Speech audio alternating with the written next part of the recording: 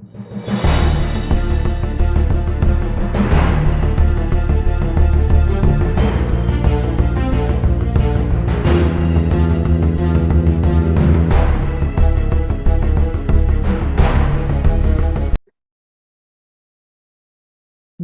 यह है कास इंडिया और मैं हूं अंकुर Shukla.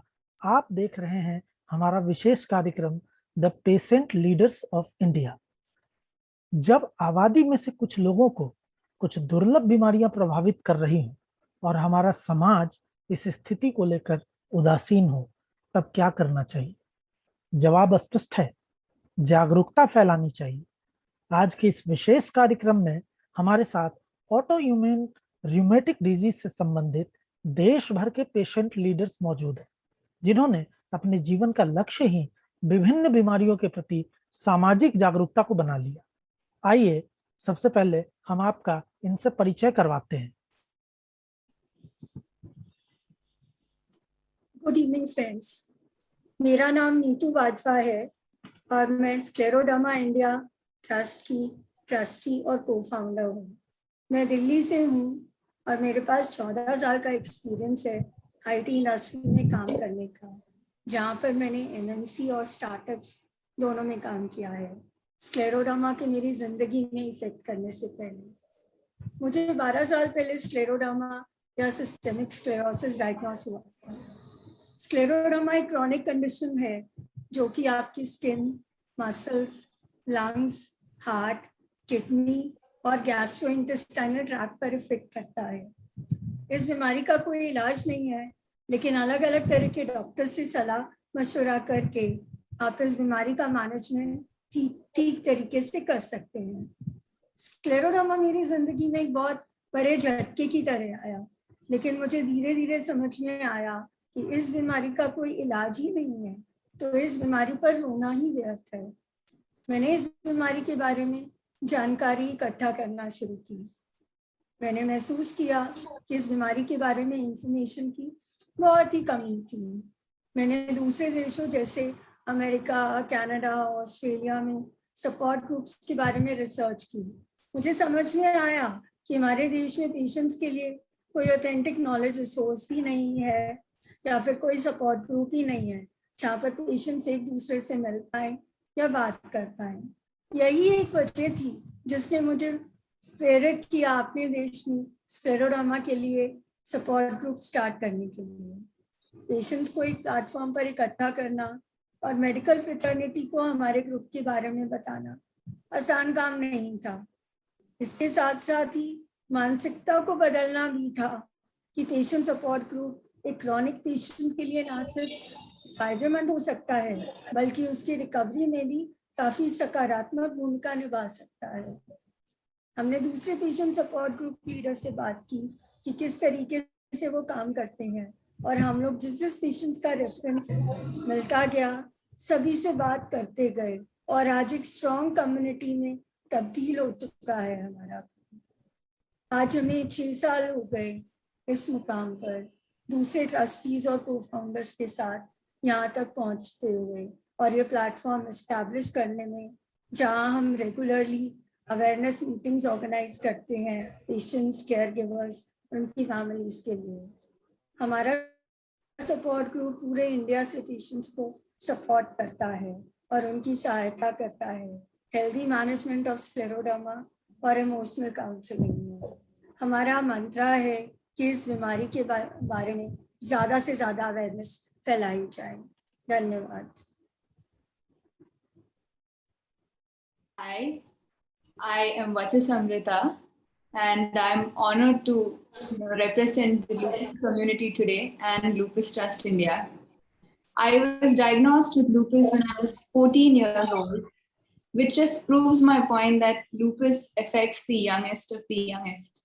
The mean age group lupus affects is predominantly from the age of 14 to 25 and above. There are also cases of juvenile lupus, like in the age of 6, 7, and 8. Lupus can affect any organ, just like other rheumatic patient leaders here have already mentioned. It can affect kidney, lungs, heart, brain, eyes, spine, joints, to just name a few. Lupus has no cure, but with treatment from the early stages can prevent further organ damage and one can live a close to normal life. In 2018, I realized that there was no support group I could go talk to or even ask and clarify my questions to. And my rheumatologist had about 300 to 400 patients to meet in a day. I could barely get 2 minutes, if I was lucky, to talk to my rheumatologist. Along with me, 8 other patients who had the same doubt, who had the same thought that we have no support and we would like to seek support and wish we had a support system. So in 2018, we co-founded Lupus Trust India, a public charitable trust with our primary caregiver, Dr. Padmanabha Shenoy. The trust aims to deliver 5 major things. One is awareness about lupus and the treatment. Second is financial aid. Third is medical awareness in terms of drug availability, etc. And finally, collaborating with government officials and policymakers to include lupus under various disability categories, under the critical illness category, for insurance benefits and further improved employability benefits. I am very grateful for giving us this platform, and over to the next patient leader. Thank you. मेरा नाम दीपा मेहता है. मैं mission Arthritis India से हूँ जो अभी पुणे में based है.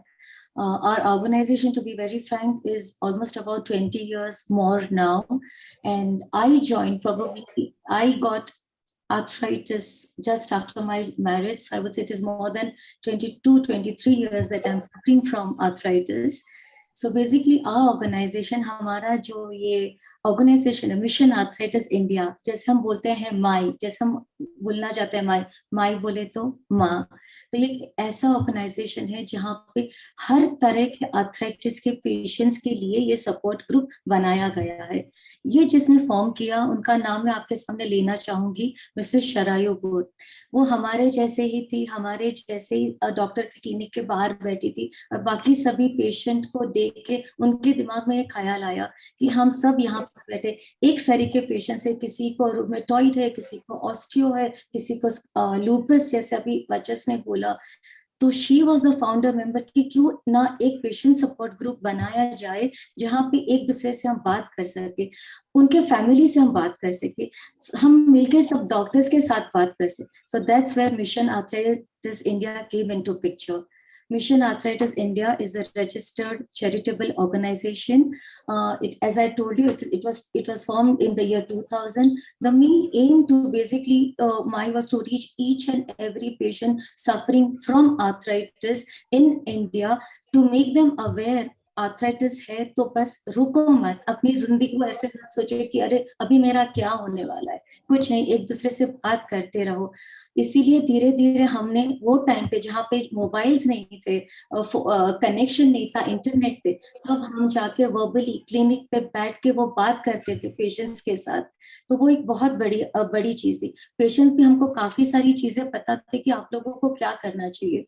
इन द ईयर 2000 WHO ने डिक्लेयर किया bone and joint decade.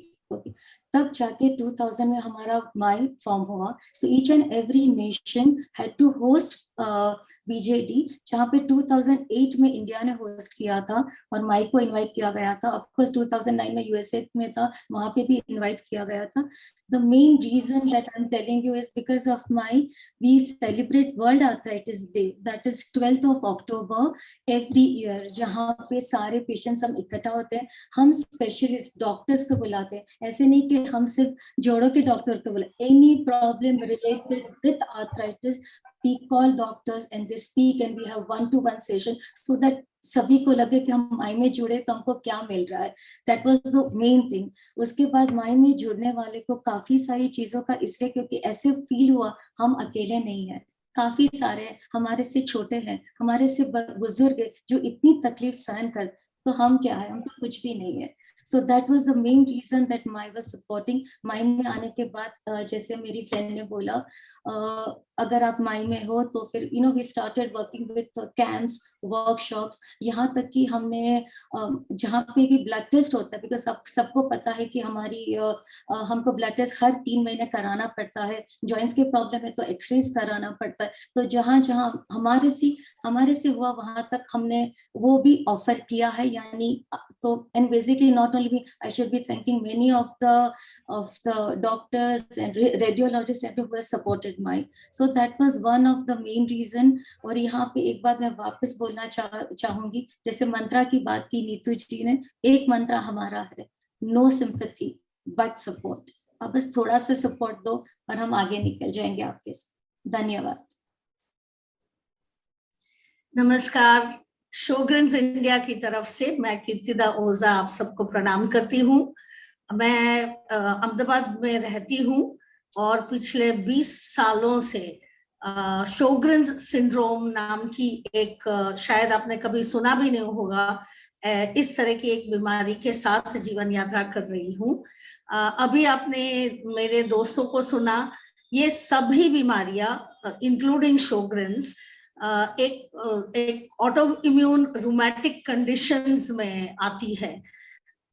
Rheumatic conditions 200 किस्म के होते हैं, 200 से भी ज्यादा शायद, और इसमें जो हम रिप्रेजेंट कर रहे हैं वो ऐसी उसमें सी बीमारियां हैं जो बहुत कम लोग जानते हैं जिसके बारे में, और ज्यादातर शोग्रिन्स, लूपस और स्क्लेरोडर्मा ज्यादातर महिलाओं में पाए जाते हैं। शोग्रिन्स तो 90% पेशेंट्स महिलाएं हैं, इसलिए वैसे भी इस बीमारियों को इतना महत्व दिया नहीं जाता है।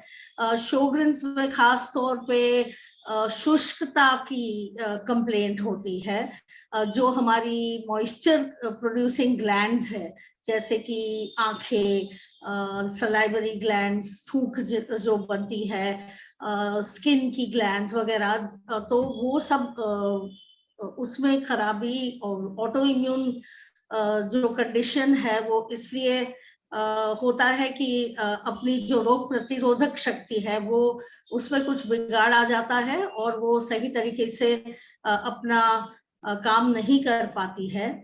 और जैसे बाकी के मेरे दोस्तों ने कहा, ये सब बीमारियां सिर्फ जो 1-2 उसके हाईलाइट किए हुए सिम्टम्स हैं, उसके अलावा शरीर के कोई भी अवयव में भी उसका असर आपको दिख सकता है। हम सबको देख के आप लोगों को लगता होगा कि हम तो कोई बीमार लगते ही नहीं है, क्योंकि ये जो बीमारियां हैं वो अदृश्य बीमारियां हैं। हमें देख के कोई नहीं बता पाएगा कि हमें अंदर से कितनी तकलीफ हो रही है। जैसे मैं आपसे कह रही हूँ कि 20 साल से मैं इस बीमारी के साथ जी रही हूँ, जीने की कोशिश कर रही हूँ, कभी अच्छे दिन कभी बुरे दिन, तो ये सबके साथ ये होता है। मेरे जीवन में भी जैसे नीतू ने कहा, ये बीमारी एकदम से आई और पूरा जीवन उलट पुलट हो गया। मैं जाने की तैयारी कर रही थी अमेरिका में, मुझे एक कॉलेज में पढ़ाने का मौका मिला था, तो मैं तो उस मूड में थी कि मैं अब अमेरिका जाके कॉलेज में पढ़ा रही हूँ, सब तैयारियां हो चुकी थी। तब मेरी ये डायग्नोसिस हुआ और ये पता चला कि ये बीमारी तो काफी लंबी चलने वाली है, इसका कोई इलाज नहीं है और उसके साथ जीने को सीखना पड़ेगा। मेरे साथ ये हुआ कि मैंने तय किया कि मैं जाऊंगी वहां पे और 1 साल के बाद मैं दवाई शुरू करूंगी। हालांकि दवाई शुरू करना बहुत ही जरूरी है ऐसी बीमारियों में, क्योंकि बीमारी के अगर नियंत्रण में ना लाया जाए तो उसके गंभीर परिणाम भी हो सकते हैं। अमेरिका में जब मैं गई तब मैंने देखा कि वहां पे शोग्रिन्स फाउंडेशन बहुत अच्छी तरह से पेशेंट्स के साथ काम कर रहा है और पेशेंट्स को बहुत सही सलाह और सपोर्ट दे रहा है। वापस आने के बाद मैंने ऐसी संस्था बहुत ढूंढी इंडिया में और जैसे मेरे दोस्तों ने बताया, यहाँ पे ऐसी कोई सुविधा ना होने के कारण 15 साल पहले 2006 में मैं और मेरी एक दूसरी दोस्त है, हम दोनों ने शोग्रिन्स इंडिया का निर्माण किया। और ये जो उसका मुख्य उद्देश्य यही रहा है कि लोगों तक ये इस बीमारी के बारे में बात पहुंचाना और पेशेंट्स और फैमिली मेंबर्स को इमोशनल सपोर्ट और बाकी जो भी educational support and psychological counselling देने की जरूरत पड़ती है, वो हम उनको देने की कोशिश करते हैं। इसके अलावा एज अ पेशेंट लीडर मैं काफी नेशनल और इंटरनेशनल कॉन्फ्रेंसेस में शरीक हुई। 2009 में एक इंटरनेशनल शोग्रिन सिंपोजियम हुआ था फ्रांस में, उसमें भी मैं गई थी। और वहां से हमने डिसाइड किया कि हर जुलाई में जबकि इस डिजीज को ढूंढने वाले जो डॉक्टर हैं उनके बर्थ एनिवर्सरी के दिन ये शोग्रिन्स डे डिक्लेयर किया गया। तो उस हर साल हम कोई स्पेशल प्रोग्राम उस दिन करते हैं, पर इसके अलावा भी पूरे साल दौरान हम पेशेंट्स के साथ प्रोग्राम्स करते हैं। जैसे मई में करते हैं, वैसे पहले तो हम फेस टू फेस प्रोग्राम्स करते थे, कोविड के बाद ये सब प्रोग्राम्स वर्चुअल हो गए हैं।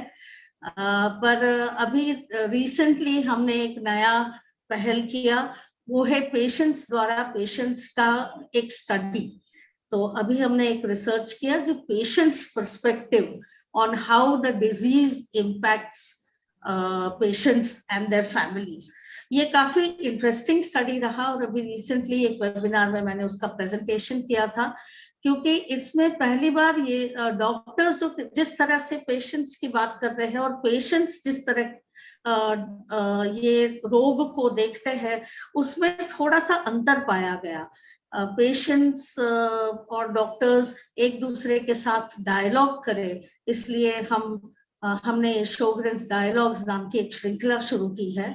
और अभी आगे हम उससे बात करेंगे। आजकल फिलहाल हमारे साथ इंडिया से तो पेशेंट्स जुड़े हुए ही हैं, पर अलग अलग देशों से भी जो इंडियंस हैं खास तौर पे, वो काफी हमारे साथ जुड़े हैं, क्योंकि कल्चरली हम उनके साथ ज्यादा एसोसिएट कर पाते हैं। तो चाहे अमेरिका में हो, चाहे सऊदी अरेबिया में हो, शारजा में हो, कहीं पे भी हो, वहाँ के अगर जो लोकल सपोर्ट ग्रुप्स है, उससे उनको हमारे साथ जुड़ने में ज्यादा इंटरेस्ट है। अभी हमारे साथ बांग्लादेशी भी पेशेंट्स जुड़े हुए हैं। सो इस तरह से लोग हमें या तो हमारी वेबसाइट से या तो हमारे सोशल मीडिया प्लेटफॉर्म जैसे कि फेसबुक या लिंक्डइन से जुड़ पाते हैं, या तो डॉक्टर्स के द्वारा हमें भेजे जाते हैं। इसलिए हम फिर आगे बात करेंगे इसके बारे में, पर फिलहाल इतना काफी है। मैं मेरे दूसरे दोस्त को बुलाती हूँ आगे बात बढ़ाने के लिए। नमस्कार, मेरा नाम रंजीत है और मैं यहाँ कास इंडिया को रिप्रेजेंट करने के लिए आया हूँ। मैं उनके कोर कमेटी का सदस्य हूँ। मैं एक एन्कोलॉजिंग स्पॉन्डिलाइटिस का पेशेंट हूँ। एन्कोलॉजिंग स्पॉन्डिलाइटिस, जैसे ही हम लोग स्पॉन्डिलाइटिस सुनते हैं तो लोग सोचते हैं कि नॉर्मली स्पॉन्डिलाइटिस की कोई बीमारी होगी, लेकिन ये एक एन्कोलॉजिंग स्पॉन्डिलाइटिस एक ऑटो इम्यून डिजीज है, जो कि खासकर युवा वर्ग के लोगों को जब जैसे मेरा जब डायग्नोसिस हुआ था, जब मेरी, जैसे दीपा जी ने बताया, मेरी जब शादी हुई, शादी के जस्ट उसके बाद ही मेरा भी डायग्नोसिस हुआ। तो उसके बाद शादी के बाद तो मतलब सोचने लगा क्या हो गया क्या नहीं हो गया, लेकिन संजोग से मेरा सौभाग्य है कि मैंने इंटरनेट पे सर्च करते करते मेरी मुलाकात कास इंडिया के फाउंडर मेंबर अंकुर जी से हुई। वहां से मैं इनसे जुड़ा हुआ हूँ। ये संस्थान करीब 5 सालों से हमारे लिए काम कर रही है और मैं 4 सालों से इसका सदस्य हूँ। तो मैं एक बहुत बड़ा जीता जाता उदाहरण हूँ कि अगर सही समय पे, सही दिशा में, सही ग्रुप से या सही लोगों से मुलाकात हो जाए तो अच्छी दिशा में जा सकते हैं। तो कास इंडिया जो है ये हमारा कम्युनिटी हेल्थ पे जोर देता है और जो नए लोग, युवा लोग हैं, उसको गाइड करता है कि किस दिशा में कैसे रेमेटोलॉजिस्ट से दिखाना है। ये एन्कोलॉजिंग स्पॉन्डिलाइटिस जो होता है, ये खास तौर पे आपके रीढ़ की हड्डी को, हमारी रीढ़ की हड्डी को और फूलों को प्रभावित करता है और इसमें बहुत जल्दी ही फ्यूजन होके लोग बेड रिडन हो जाते हैं। तो इसलिए ये कास्ट इंडिया जो है, बहुत सारे जो एक्सपर्ट्स होते हैं, मेडिकल एक्सपर्ट्स होते हैं, योगा के एक्सपर्ट्स होते हैं, इनके वीडियोस और हमारी जो टीम है ये अवेयरनेस सारे सोशल मीडिया प्लेटफॉर्म के थ्रू फैला रही है। यूट्यूब हो चाहे ये हो, आज का जो प्लेटफॉर्म है ये भी हमारा कास्ट इंडिया के थ्रू ही है। तो अंकुर जी की मुलाकात होने के बाद हमें तो बहुत फायदा हुआ था। और अभी कुछ दिनों पहले एक 18 साल के बच्चे को हमें हमारे बारे में पता चला, उनको सारी जानकारी दी गई कैसे किया एंकाइलोजिंग स्पॉन्डिलाइटिस का ये होता है। क्योंकि यहाँ पे रेमेटोलॉजिस्ट बहुत कम है, इंडिया में बहुत कम रेमेटोलॉजिस्ट हैं और लोग रेमेटोलॉजिस्ट के पास ना जा करके ऑर्थोपेडिक्स और बहुत सारे डॉक्टर्स के पास भटकते हैं, जिससे उनका समय बहुत बर्बाद हो जाता है और तब तक उनका डिसेबिलिटी हो जाता है। तो कास्ट इंडिया इसलिए लोगों को जागरूक कर रही है। आगे बातें होंगी जी। तो ये हमारे पेशेंट्स लीडर हैं और इस पूरी चर्चा में जो है दो बातें निकल कर सामने आई है, एक कम्युनिटी हेल्थ और दूसरा अवेयरनेस। तो सभी जो फॉर्म ऑफ डिजीज हैं जिससे हम सभी सामना कर रहे हैं जिसका, तो इसमें जागरूकता एक अहम कड़ी साबित होती है, ये हमें जानने को मिला है। और कम्युनिटी हेल्थ एक बहुत बड़ी चर्चा में है इस वक्त, क्योंकि इस वक्त कोरोना भी है। और सबसे जो बड़ी ध्यान देने की बात यह है कि अगर कोई व्यक्ति ये समझता है कि वो बीमार होकर सिर्फ अकेला खुद प्रभावित हो रहा है, तो ऐसी बात नहीं है, वो पूरी कम्युनिटी को कहीं ना कहीं प्रभावित करता है, ये चीज समझने की है। तो कार्यक्रम के दूसरे चरण में चलते हुए अब हम ये जानेंगे, नीतू जी ये बताइए कि ये जो तमाम परिस्थितियां पैदा हो रही हैं, हम ये देख रहे हैं कि इन बीमारियों के प्रति हमारे समाज में, हमारी सरकार और जो इंडिविजुअल लोग हैं उनमें एक संवेदनशीलता की कमी है, उनमें एक जागरूकता की कमी है। ऐसी स्थिति क्यों है और हम कैसे इससे मुकाबला कर सकते हैं? क्या सुझाव देंगी आप?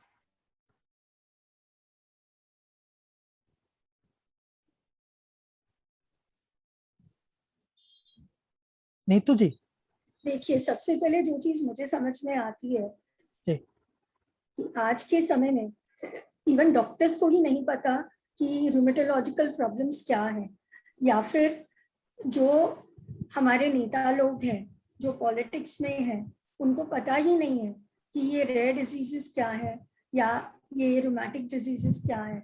सबसे पहले तो हमें एकजुट होकर ये बताना पड़ेगा कि ये रेयर डिजीजेस हैं, हमें इस तरह की तकलीफें होती हैं। जब तक हम सब लोग एक साथ मिलकर नहीं चलेंगे, अपनी कहानी नहीं बताएंगे, जिसे कहते हैं ना कि जब तक हम बताएंगे ही नहीं हमें तकलीफ क्या है, तब तक हमें आगे कोई मदद कैसे करेगा।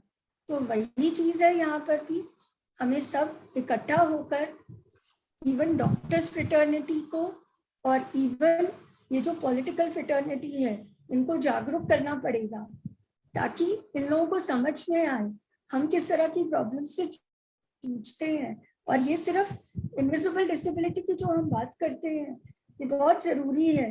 जैसे कीर्तिदा जी ने कहा कि हम में से शायद ही कोई ऐसा हो जो डिसेबल लगता हो, लेकिन हमारी तकलीफें बिल्कुल उतनी ही हैं।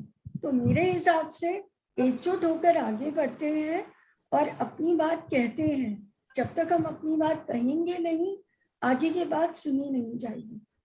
जी, यानी एकजुटता की जरूरत है इस प्रॉब्लम से बाहर निकलने के लिए, लोगों को जागरूक करने के लिए खास तौर पे। तो वाचस, आपका क्या कहना है इस मामले में? Absolutely, like Neetu said, first thing is awareness. With respect to lupus, initially people thought it was a rare disease. While scleroderma is still a rare disease, lupus is no more a rare disease. To give you an idea of the statistics, there are more number of lupus patients than even leukemia patients. So I think we have crossed the time now where we can call it a rare disease and justify the lack of awareness. We have to go full on. I'd like to add a point, because this disease affects school-going students and college-going students. It's the country's youth that is predominantly getting affected, right? What is a country but for its youth, specifically at least? So what I think is, awareness campaigns should happen in schools. Teachers should also be taught how to deal with invisible disabled students. In my case, like I said, I was 14 and I was just going to my 9th standard. It was impossible to help the teachers understand what the disease was. We needed to get letters from my rheumatologist to just tell them what it was, and it was they would never believe because I don't look sick. So I think that is one aspect, that awareness, that is the only way out. Another thing that I think needs to be emphasized is that after taking the medication, a patient might reach a state of semi-remission, but the problem does not go. There are comorbidities that come with it. A lot of us, actually most of us and all of us sitting here, are immunocompromised. We catch infections. Public places can cause us infections, especially since majority of us are women here. Urinary tract infection from just by using a public toilet. When I was in school, I could not just go use the toilet, peacefully. I had to go to the teacher's washroom. There are a lot of challenges like this that come along. And there's a seclusion that patients face, not being able, I'm talking specifically about the youth. We cannot go for PT periods. So that isolation can start to hit in. So awareness, facilitating from policymakers' side, especially for students giving their entrance exams. Like I was going to give an entrance exam, but I lost 4 to 6 months of my preparation time in the hospital.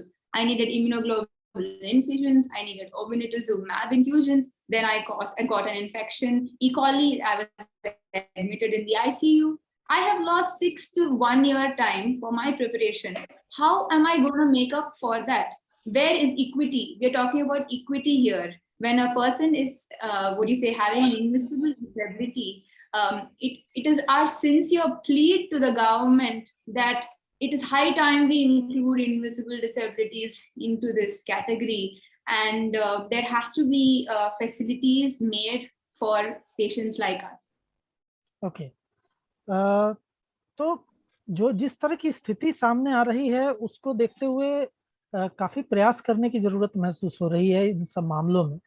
तो मैं बहुत ही संक्षेप में दीपा जी और कृतिदा आप दोनों से जानना चाहूंगा कि ये जो प्रॉब्लम्स जो हमारे सामने चुनौतियां हैं इन बीमारियों को लेकर, उसमें एक सबसे बड़ी चुनौती है सरकारी असंवेदनशीलता। हमारी बीमारियों को लेकर गवर्नमेंट के स्तर पे एक जो संवेदनशीलता होनी चाहिए वो नहीं है। तो इसके पीछे आप लोग क्या कौन सा कारण समझती हैं, क्या जिम्मेदार है इसके प्रति? अंकुर जी, अगर आप मुझे पूछो तो मैं बोलूंगी पेशेंट से लेके डॉक्टर से लेके गवर्नमेंट सब जिम्मेदार है। मैं आपको बोलती हूँ क्यों। सबसे पहले जब ऐसा होता है तो we go to our own doctor, we go to our own general physician. Does general physician guide us to a specialist? A big question mark over there. आप समझ रहे हो? अगर ये समझ में आता है कि यहाँ पे नहीं, ये नॉर्मल नहीं है, ये सिर्फ 2 दिन का पेन किलर देख के ये नहीं होने वाला है, ये ज्यादा बढ़ सकता है। हमेशा कहवत है कि हम जिस फील्ड में हम बराबर, आप उसी में आगे बढ़ो, राइट? आप उसी में आगे बढ़ो। तो फिर that is my request and I tell this every time, even whenever it is a duty of a general physician to go to a particular specialist, a rheumatologist. वो ज्ञान यहाँ पे अभी तक इंडिया में नहीं आया है। Now we have, I was lucky enough कि मेरे फैमिली ने गाइड किया and I went to a rheumatologist, but not that everybody is getting it. So that is the first point I would like to say. Second, I would like to say, accept करो। अगर आप accept करते हो अपने disease को, आपकी family आपको accept करती है। आपकी फैमिली, आपके फ्रेंड्स, आपके कलीग्स, आपके एम्प्लॉइज, आपकी सोसाइटी आपको एक्सेप्ट करती है। और सब जब एक्सेप्ट करने लगेंगे तो और बातें होने वाली, अच्छी बातें होने वाली। So even the person who is suffering, the other person will get to कि नहीं, इसको कैसे ठीक हुआ। ठीक है, समझ में आ रहा है? तो speak about your disease. Don't, 4 दीवारों के बीच में बैठने की जरूरत नहीं है। क्यों? बीपी की गोलियां रोज खाते हो तो बोलते नहीं है, डायबिटीज की आप रोज खाते हो, कि आर्थराइटिस की रोज दवाई खानी पड़ती है, तो इसमें प्रॉब्लम क्या है? What is the problem in that? Why don't you accept it? और दूसरा तो मैं वापस बोलना चाह रही हूँ, क्योंकि आप गवर्नमेंट की बात करते हो, वहां पे भी मैं वापस, उससे पहले मैं और चीज ऐड करना चाहूंगी। Patients normally, even the family members, even everybody, Google बाबा बीच में आते हैं, ये दवाइयों से ये होता है, ये दवाई की ये साइड इफेक्ट है, तो फिर अवेयरनेस कहाँ जाएगी? हम कितना भी बोले, और जब गवर्नमेंट कुछ करेगी, गवर्नमेंट एक हायर लेवल से आएगा, तो हमको सपोर्ट मिलेगा। आप समझ रहे हो अंकुर जी? तो वो जो सपोर्ट आएगा, बिकॉज वो हर एक घर में, हर एक कोने, इंडिया के कोने में मैसेज पहुंचेगा। हम कर रहे हैं, हम सब मिलके यहाँ पे वही कोशिश कर रहे हैं अंकुर जी। और जब अभी आप मुझे बोलो कि अगर गवर्नमेंट इसमें आएगा तो हमको क्या क्या फायदे हो सकते हैं मेडिकेशन के लिए, जैसे वचस ने बोला, financial support, again I will say awareness. आपको लगा अवेयरनेस अवेयरनेस क्या बोल रहे हैं, अरे पर जब तक दिमाग में नहीं समझेंगे कि ये क्या है, क्या होने वाला है अंकुर जी? So sorry, I think I will go more and more because I can't stop myself. Sorry, I'm really sorry for. अब कीर्तिदा, आपसे जानना चाहता हूँ कि आपने सभी साथियों की बातें सुनी हैं, आप ये बताइए, कंक्लूजन बताइए कि हमें किस तरीके से इन बीमारियों के प्रति जागरूकता जो फैलाने की जो हमने शुरुआत की है, इसको हम आगे लेके बढ़ सकते हैं। कौन सा ऐसा बेस्ट तरीका होगा, किस तरीके से हम अपने आप को, अपनी योजनाओं को इम्प्लीमेंट करें कि ज्यादा से ज्यादा लोग जागरूक हो सके। हमारे पास चूंकि वक्त कम है, तो मैं चाहूंगा कि आप सीमित समय में अपनी बात पूरी करें। मैं तो पहले ये कहना चाहूंगी कि लोग जानते ही कहाँ है कि हम एग्जिस्ट करते हैं। हमने अभी थोड़े दिनों पहले सब लोग यहाँ जो बैठे हैं, उन्होंने हम RTI फाइल की अलग अलग डिपार्टमेंट्स में, ये जानने के लिए कि कितने रोमैटिक डिजीजेस के लिए कहाँ पे सुविधाएं है, कौन से गवर्नमेंट हॉस्पिटल्स में रोमेटोलॉजी डिपार्टमेंट्स है, कहाँ पे कॉलेजेस है वगैरह। सब जगह से हमें यही इंफॉर्मेशन मिली है कि ऐसा कुछ है नहीं। अब जब हम एग्जिस्ट ही नहीं करते, तो हमारे लिए कहाँ से हम मांग करेंगे? तो सबसे पहले ये होगा कि हमें एकजुट होके पहले तो कितने पेशेंट्स हैं उनकी रजिस्ट्री करनी पड़ेगी। डॉक्टर्स के साथ मिलके पहले हम एक आंकड़ा लगाए कि कितने लोगों को ये बीमारी है। वैसे आप स्टैटिस्टिक्स देखो तो बहुत ज्यादा लोग हैं, अगर सब बीमारियों को एक साथ जुड़ के देखें तो, पर इसका कोई रिकॉर्ड नहीं है, इसलिए हम कहीं पे भी इसके बारे में बातचीत चर्चा नहीं कर सकते। तो ये हमें बहुत सबसे पहले करने की जरूरत है। इसमें हमें गवर्नमेंट का सपोर्ट चाहिए, डॉक्टर्स का सपोर्ट चाहिए और पेशेंट्स का सपोर्ट चाहिए। जो पेशेंट्स घर पे बैठ के अपने आप को गिल्टी महसूस करते हैं, अपने आप को बीमार कहलाने से घबराते हैं या तो शर्माते हैं, ये सब चीजें छोड़ के हमें आगे बढ़ना पड़ेगा, सबको साथ लेना पड़ेगा। और जब हमारी संख्या लोग देखेंगे, तब उन्हें पता चलेगा कि ये ऐसी बीमारी है, जैसे वाचस ने अभी बताया कि कैंसर, एक प्रकार के कैंसर से भी ज्यादा मरीज है और फिर भी कोई हमें जानता ही नहीं है, इस बीमारियों के नाम तक किसी ने सुने नहीं है।